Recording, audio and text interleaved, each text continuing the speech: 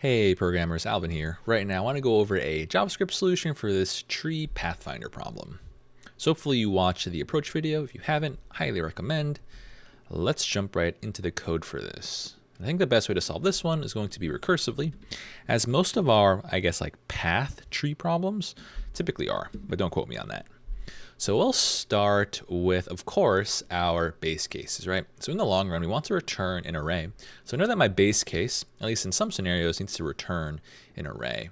And so we'll jump right in, right? We know that we need to return the path when we find our target value. So my base case is going to be, all right, if my root value is equal to my target, right? So if I found my target, then I need to return an array of that root val. I guess you can also put target because they're equal by definition, right?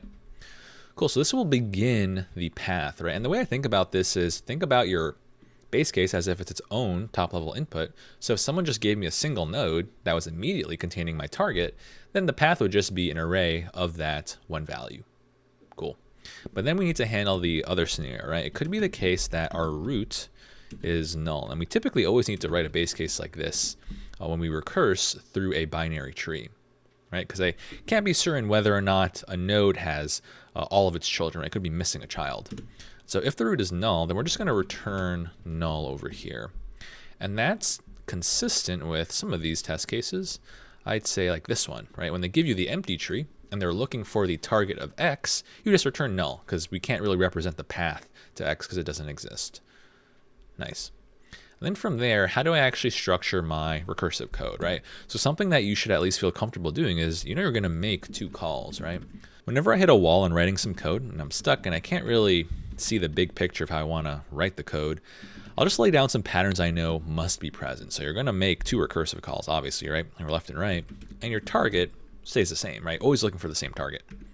Then I think about what type I'm going to get back from these two calls.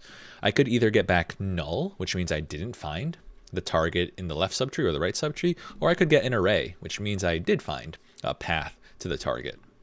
So maybe I'll save these. So I'll call these my left and right path respectively. So left path and also my right path. Cool. And I need to check which one of these is actually not null, right? If any of them. So maybe I'll write it like this. So let's say if my left path, if it's not null, then I found it in my left subtree, right? Not null.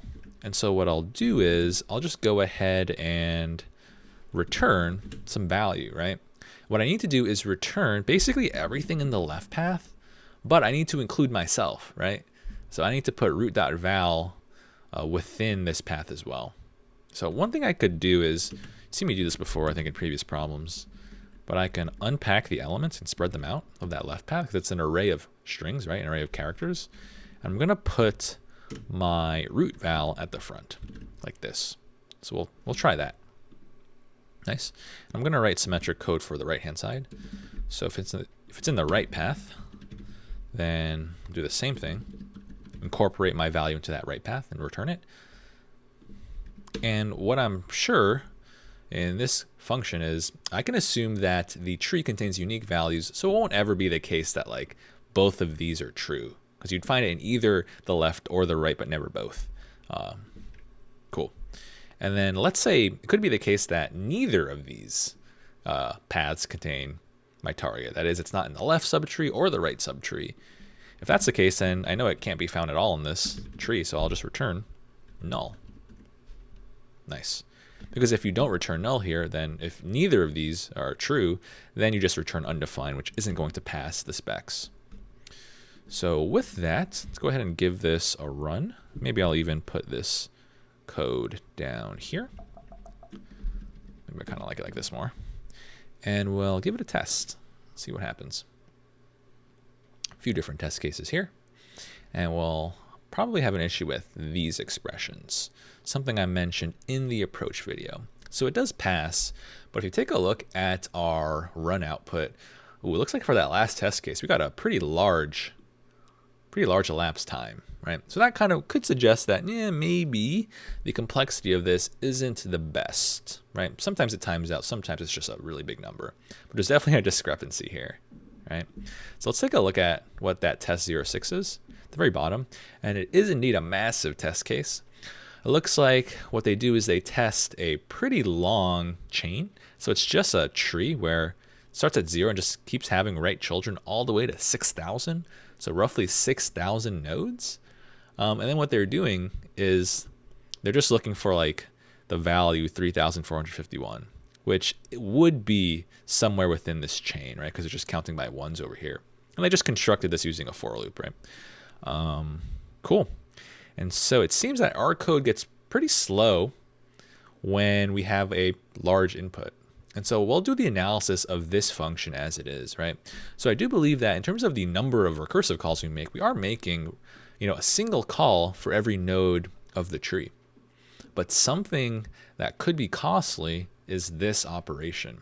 Something I mentioned in the approach video is we should be aware of any array operations we do, because sometimes they technically iterate under the hood. And for me, doing this ...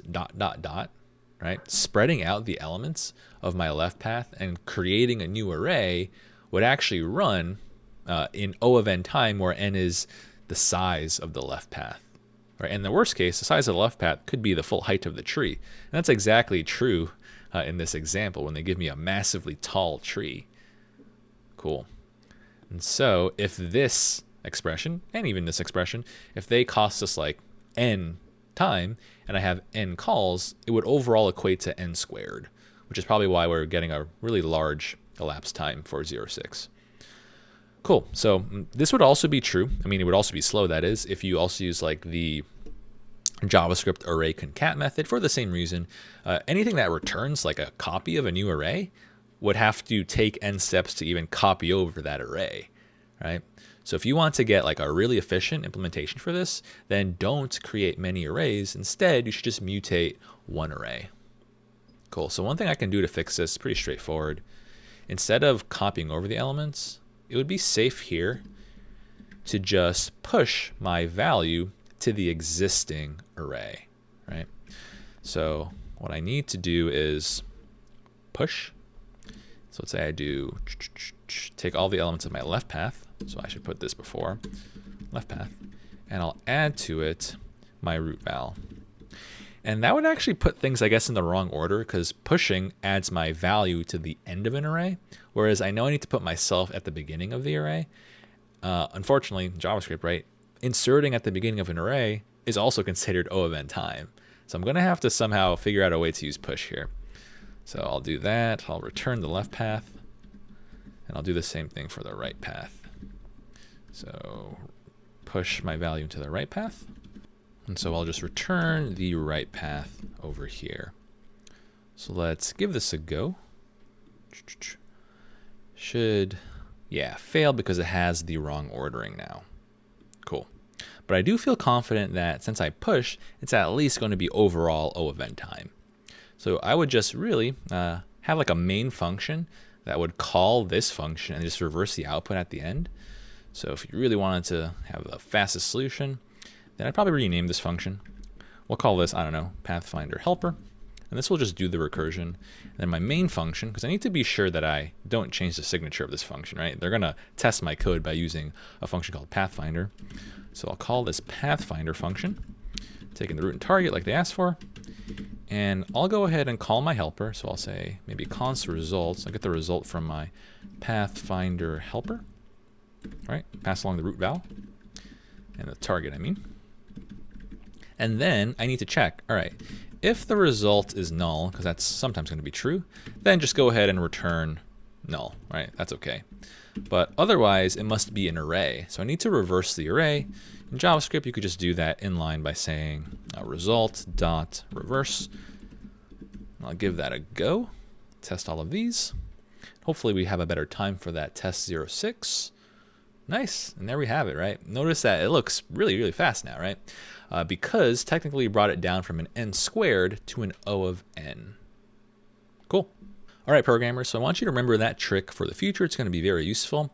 Typically when I write code, I'll come up with like a baseline solution. It may not be the fastest, but then after I have some correctness, I'll figure out what in my code is slow, and then I'll be very focused and target that piece of code and try to make it faster. So for us, I optimized away that like spread syntax because it was slowing down my code.